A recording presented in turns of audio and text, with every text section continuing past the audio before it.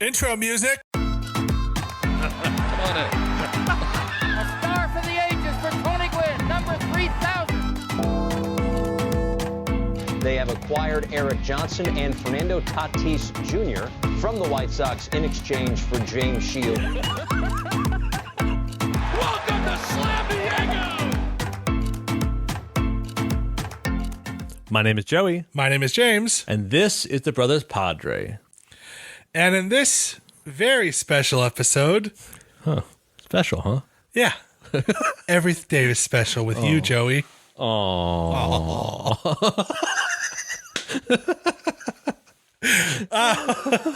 I legit don't know what we're doing here. You invited me over. Like, hey, let's do a podcast. Yeah. We acquired a new person. Nathaniel Padres did.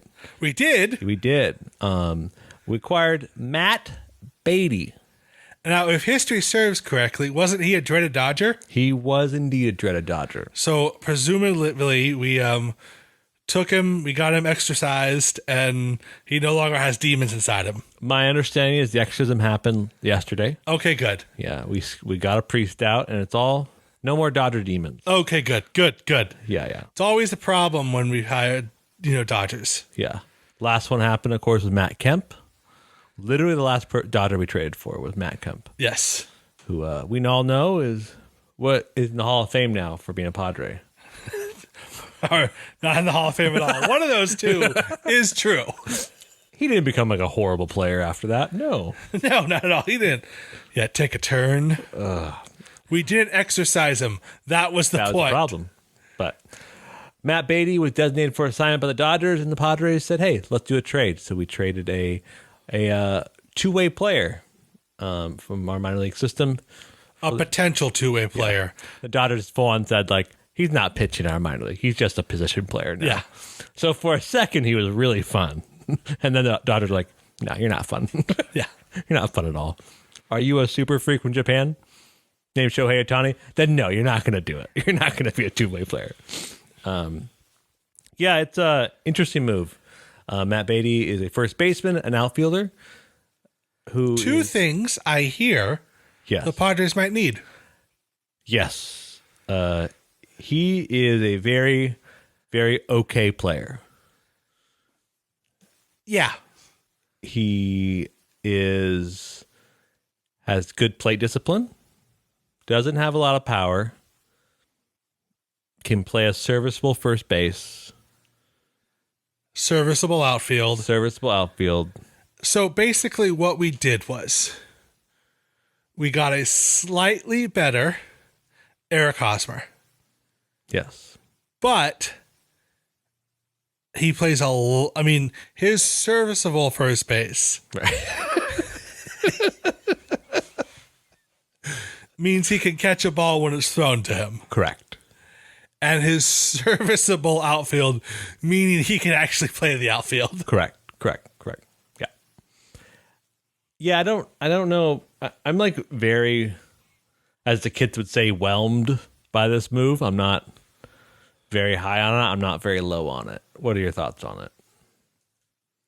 It's any other. Look, you need people like this in your lineup. You need somebody who you can have. You need utility guys. Yep. As of right now, we have one utility guy, Jerickson Profar. You mean starting left fielder, Jerickson Profar? Yeah, I mean, okay. When I say utility guy, Yeah. obviously Ha-Seong Kim is a utility guy, Right. But he is strictly an infielder. Right. As far as people that can play infield and outfield, that's a more flexible utility guy, is just Jerickson. Yep. And now we have Beaty. So I think that's, it's serviceable. And honestly, if Beaty and Jerickson platoon in left field, it wouldn't be the worst thing. They both have decent plate discipline. I am not as deeply concerned as a left field position as everyone else seems to be on the internet. People think if we don't have a superstar in left field, we're not going to win a single game all year. It'd be cool though. It would be cool. It would be very cool to have a superstar. I think that catcher we got that keeps hitting bombs Yeah. should be our left fielder. Jorge Alfaro. Says he could play left field on his baseball reference. Yeah. I haven't seen him play left field yet, though. Neither have I. But he's better than nothing. Yes. That's where we're at, Padres fans, our left field position. He's better than nothing. Because, I mean, we'll talk about it in a little bit, but like, I don't know, man. Like, this is a perfectly fine move if you needed depth pieces, and this is the move. Now, I will say Matt Beaty does seem like an Oakland Athletic. He does. And Bob Melvin loves that kind of player. Somebody with good plate discipline that he can stick anywhere. Right. I agree. He does feel like somebody that Bob Melvin can mold into Bob Melvin has that Oakland Athletic charm where he can take a player and make him productive even though his stats don't show it. Right. It's like, on 3 p.m. on every Thursday, he hits a home run. So we're going to put him in there on 3 p.m. every Thursday. And sure enough, he hits a home run. Yeah. Sure, he doesn't hit anything else the rest of the year, but, he's going to make value. And Bob Melvin said Amanda's going to say good things about whomever they acquire. Yeah. Right? They're not going to be like, well, that guy stinks. I didn't want this guy at all. I said next time I saw him, I'd slap him. Ooh. Topical. Anyway. Yeah, I totally see Matt Beaty fitting into an Oakland Athletic lineup, so that makes me a little excited because it's like, he can something can happen here. See, that's why I'm really not worried about left field. We have enough in our outfield. We might as well just skip the topic now. We're going to have this the end of a topic, but now what the HEE hockey sticks are we going to do to left field? So go ahead, James. Go ahead. Like I said, yeah. I'm not. Bob Melvin, we all know, is a tactical genius. He's a General MacArthur of baseball managers. Yeah, okay. I was going to go with Bradley, but you know what? I mean, that's fine. The thing is, like, he plays around with the lineups. Yep. And again, I think I'm not too worried about left field because we do have Jerickson. Yes, he's not ideal. We do have Matt Beaty, and if we can platoon them, Matt Beaty plays against, righties. Jerickson plays against lefties. Jerickson hits lefties better. Matt Beaty hits righties better.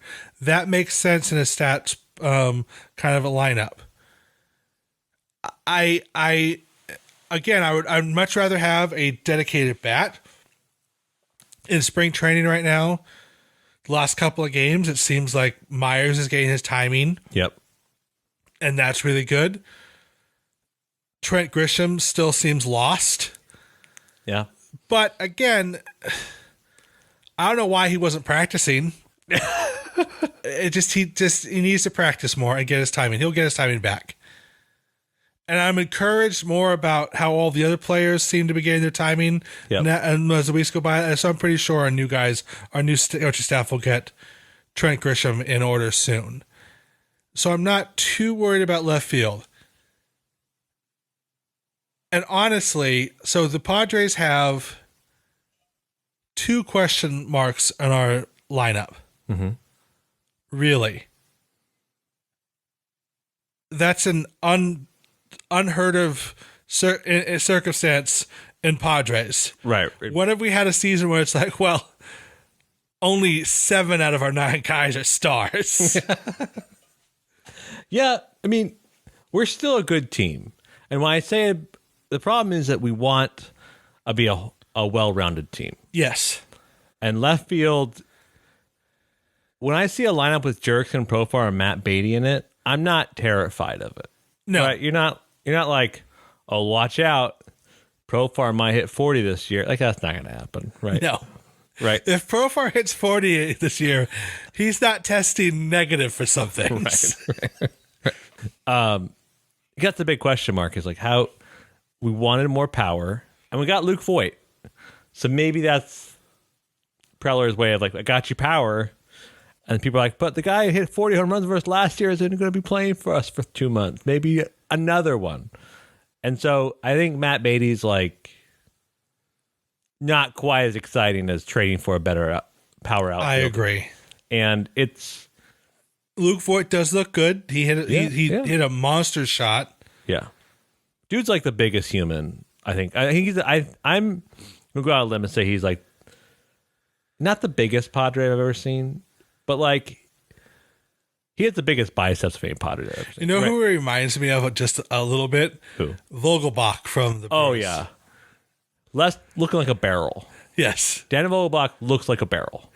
Daniel Vogelbach looks like the cartoon baseball team that Bugs Bunny plays in that one game. Yeah. Luke Voigt looks like he's the AAA team for that team. Right. Yeah. Dude, strong. Almost cartoonish. Almost cartoonish, yeah. Yeah, I don't know. I really am. It bums me out because the Padres' offense was the worst part of the second half of last year. And it didn't really seem like we really overhauled it as much as we probably should have. And I know a lot of people were, legitimately, I saw people on Twitter upset that we didn't sign Pham. Yeah. What? Like, He has to be pretty cheap for us to re-sign him. What was that? We have to be pretty cheap for us to re-sign him, right? Like, I could see Pham on like a $3 million deal and just do whatever you can again. Yeah. But he was not good for us. No, he wasn't. And honestly, Beatty looks like he had pretty much similar stats. Yeah. I think Pham is definitely a higher ceiling than Beatty does, but it's also I don't know if really that like do we just like to me it's at this point I'm like how much of my fandom is wrapped up in hoping this person turns a corner? And I realize I don't want to watch people turn corners anymore. I want to know this person's good. You want to see them make the turn and put cruise control on the freeway. Right. Like Manny Machado. I know who I'm getting with Manny Machado. Yeah, he's going to consistently produce. Right. Jake Cronenworth. At this point, we know what we're going to get. Right. And even Will Myers, we know what we're going to get. Right. And what I'm not doing is being like, hey, Jake Cronenworth, hit me 60 home runs next year. Or what I'm not doing is, hey, Eric Hosmer, be in the top 5 of first basemen this year. I would like to, because he's paid that way, but he's not going to be that way. I'd settle for him being 5th worst.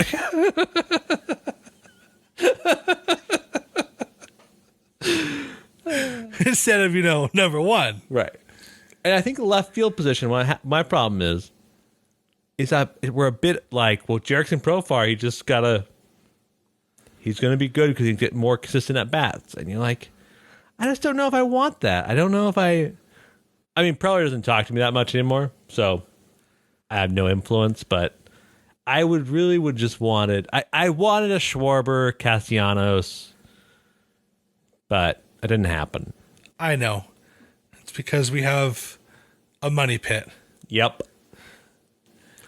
Yeah. Which we've talked about ad nauseum. Yeah. Anyways, so the thing is, I don't know. I have more faith in our new coaching staff than I've had since Bud Black left. Yeah. Like, I have had zero faith in any of our coaching staff 100%.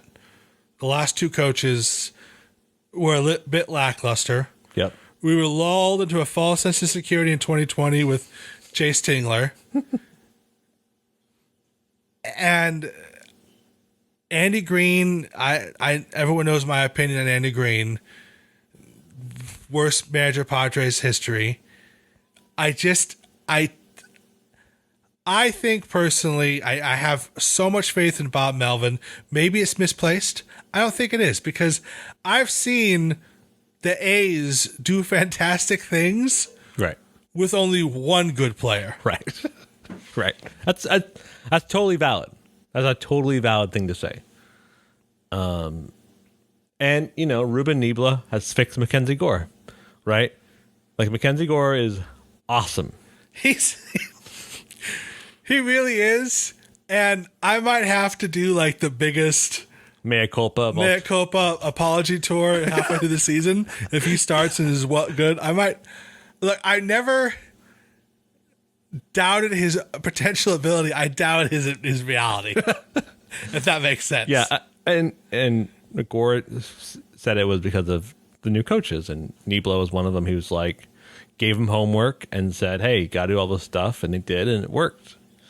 And I you would hope that that's a organizational thing that's going to be produce fruits. And I think you're right. Like Bob Melvin brings about problem solving and leadership that is way more mature than things we haven't had since Bud Black. I think that's a very fair and correct sentiment. Because as Padre fans, we were kind of spoiled by having Bruce Bochy and Bud Black back to back. Right. And even though we had not great teams there, we would always have good managers and they would be able to run. And I still think this team is one of the best Padre team I've seen, especially our pitching. Our pitching has never been better. Pitching, I mean, we did this last year, and it's still true this year. It's like the most talented starting pitching we've ever had. Yeah. And like that's going to, if we do well this year, going to playoff, it's going to do because of that. Because that starting pitching line, it's scary. It really is a legit scary starting rotation. And honestly, I'm not too worried about left field. Just because, maybe because it is technically the easiest outfield position to play. Right. Anyone could do it. Sure. I mean, Barry Bonds won Gold Gloves out there, and that guy couldn't run. Yeah, true. Especially later in his career. I just, like I said, that was more of a personal dig on Barry Bonds because he was a Padre killer. He actually was a fantastic athlete. So many times. There's only so many times you can watch Barry Bonds hit 500-foot home runs. You're like, you know what? I don't have to see this anymore. I believe we've talked about this before. Sometimes he'd get up and all of a sudden the Giants would have 6 more runs. Like, how is that mathematically possible? Yeah. He swung the bat once. Yeah.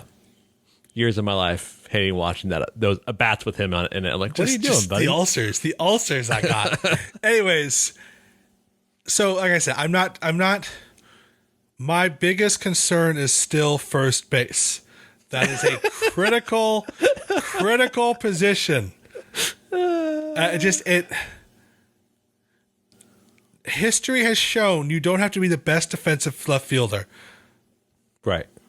And if you're a decent at bat, and Jarek Saprofor is a pesky hitter, so is Matt Beaty. Right. I would rather have a pesky competitive at bat than a sure out. Right. I would rather have, if one of them grounded into a double play, it's not a consistent thing.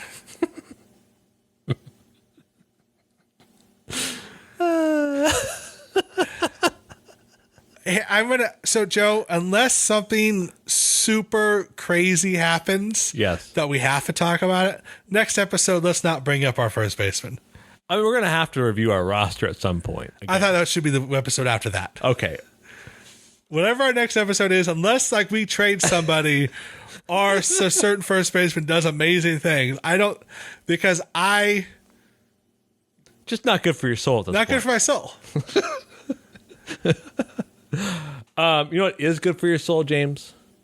The fact that Padres also have another top-ranked infield prospect that has been crushing it in the spring training. I know. And all the Padre Twitter people out there saying Kim is going to be a starting shortstop. No, it's C.J. Abrams. I'm okay if they switch back and forth. Me too. Yeah. I'm okay with Kim playing against lefties, Abrams playing against righties. Right. But Abrams has looked legit. Dude's hitting bombs.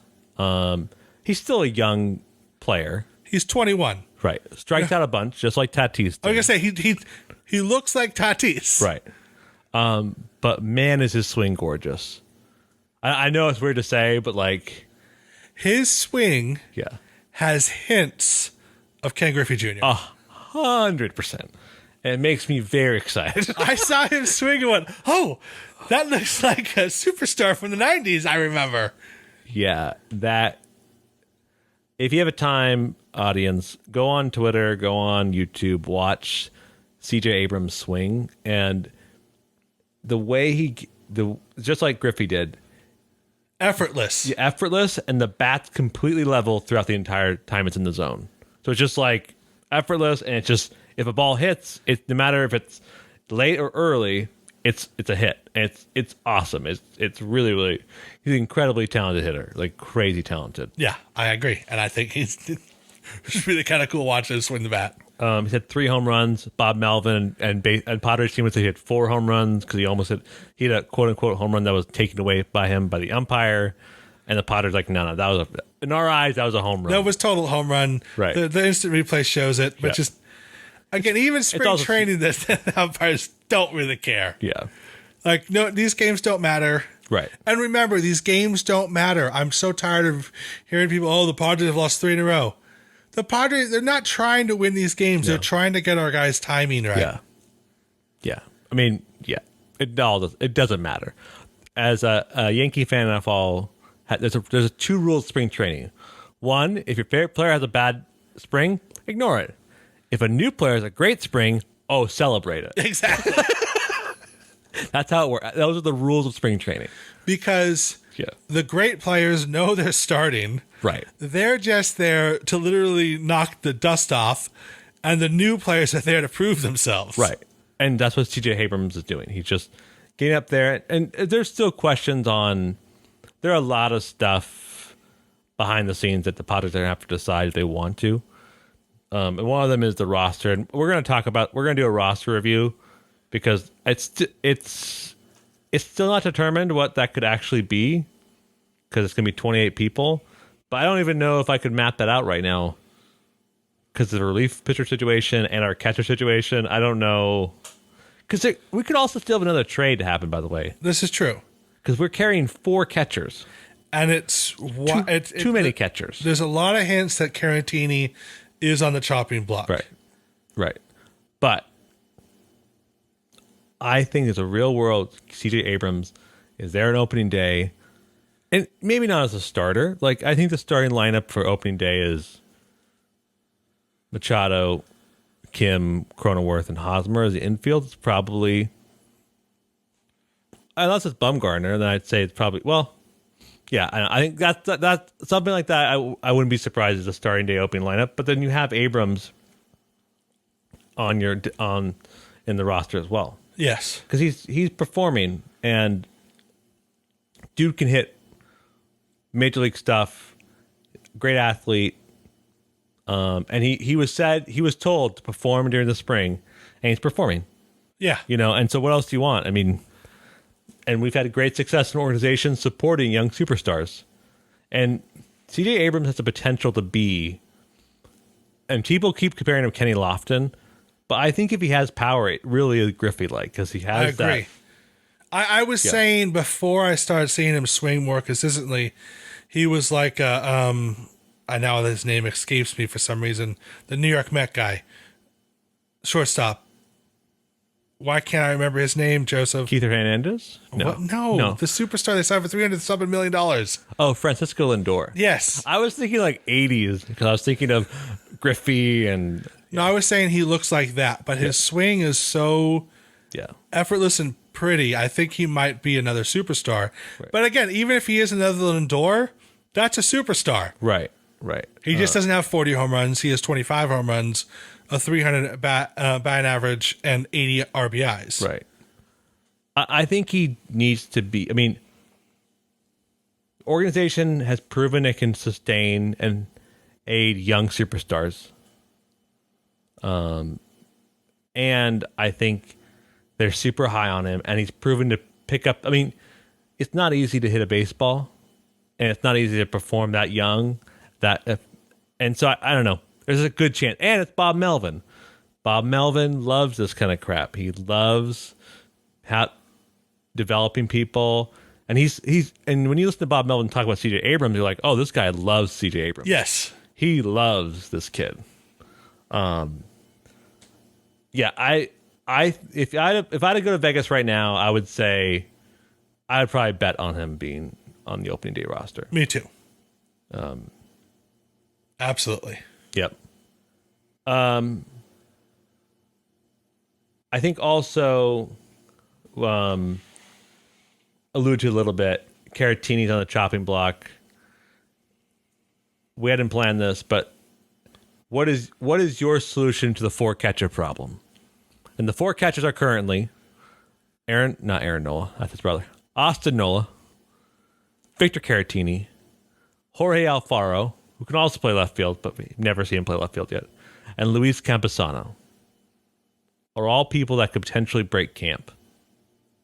So what is your solution to that conundrum, James? Well, Jorge Alfaro has proven, again, in spring training, he's our best hitter. Right. And the rules of spring training say a new guy performs well, book it, bank on it. We're legitimately giving him a shot. He's never had another league. Yeah.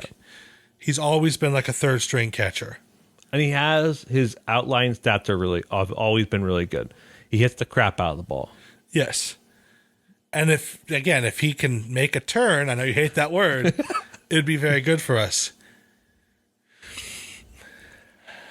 There's no way we keep 4 catchers. There's no way. Also, I don't think Campusano hit a grand slam the other day. Yeah. And Campusano's like one of the best ranked catching prospects in baseball. I know. So he's catchers are always valuable. I know. And that's like, right. If we can trade one of them to get a player, we could probably trade Campusano to get a pretty good right now, a 20 home run guy for left field. Carantini will have to throw in a pitcher and maybe even a prospect. Carantini is valuable because a catcher that can call a good game is always valuable. And you can't underestimate that kind of a guy. Also, this is just me. I don't feel comfortable going into the regular season with less than 3 catchers. Why? Why, James? Well, because we have this one catcher, for some reason, if he sneezes, he breaks his toe. Yeah, right. And when he doesn't have a broken toe, he seems to be a pretty decent hitter. Right. I just haven't seen it all season. Right. So, what would you do then? As much as I love Carantini for what he did for us last year, calling the no-hitter, being cap and clutch for the first half of the season, I legitimately think we overused him. He's a backup catcher. I think we trade Carantini and a prospect and get ourselves a moderate left fielder that can hit 20 home runs type guy. Right. Yeah. I think I probably would do the same thing. Because we agreed not to talk about the one person. I can't tell you what I would do. No, next episode. Next episode we can't talk about. Yeah. Okay, my bad. I would... There's no way we're going to get rid of him. He is our anchor. There's no way we can get rid anchor in the bad sense. Right. There's no way we're going to... Nobody wants that He's contract. our cement shoes. Yeah. No way. Like, Luis Campusano is one of the best catching prospects in all baseball. We would have to give Luis Campusano and probably Ryan Weathers and $40 million. And they would just have to take Hosmer. Nobody's going to do that trade. There isn't a team in baseball that wants an unproductive player. Especially an unproductive player, you have to play in the majors, according to his contract. Yeah. Well, that's a bummer. But I would love. I think Campusano and Caratini are tradable. I think they're both I tradable. agree. I think Caratini is not useless as a player, but useless in our right now because we need more threats in our lineup. We need better offensive production. Nola's already called games with Darvish this spring. Nola practiced with Darvish most of the offseason. Right. I say Caratini gets shipped off. I don't even think we get left. I think it's my. I'd be so annoyed if we don't get a left fielder for him, but it might be we just get a relief pitcher for him. A decent closer, you mean? Right. Right. Yeah. And I think Capisano. I think he does what he did last year, right? Came up and down at times. Because you're absolutely right. Nola is made of glass, and he hurts himself too much. And we're going to need backups. And that's a bummer. And maybe one day he'll sweeten the pot for a deal to get rid of our first baseman. I think we're going to stick with him with that yoke around our neck until we can do what the Angels did the last year of the contract, just cut him loose. Okay. We should just clear the air right now. Okay. All right. Eric, I know you listen to this podcast. Okay. I don't know why you do, because we don't say nice things about you. But comparatively speaking, we say the nicest things about him and other people. Padres Twitter can go a little too mean sometimes. Yes. Listen, Eric, listen to me, buddy. Hit the ball in the air. Just in the air. You know what? Botch a third of the plays at first base. Will you just, Eric, look at me in the eye, and promise me you'll hit more balls in the air? Just in the air, not on the ground. See, the ground is lava. Don't ground out anymore. Hit the ball in the air. That's all. I will get an Eric Hosmer tattoo if you increase your fly ball percentage. You don't want to say that because I'm gonna put it somewhere like you can barely see. see it. Like underneath my watch wrist or something. I don't know. Because listen, I want you to succeed, Eric. I want to see you. I want to see your number retired as a Padre. But it's on you, buddy. Not on me. It's not on James. It's on you. And I want you to succeed for us. I want that for you and for the San Diego Padres. Nothing would make us happier than to say he did it.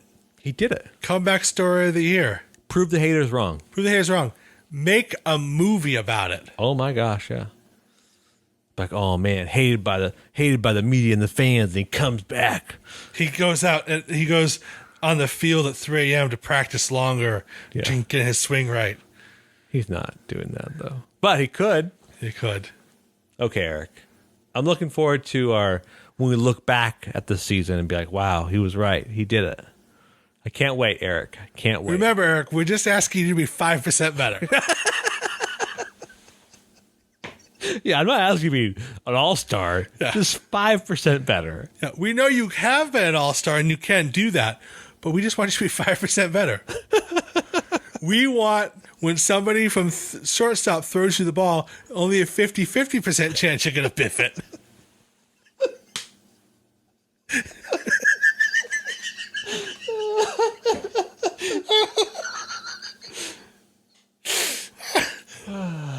Oh, man.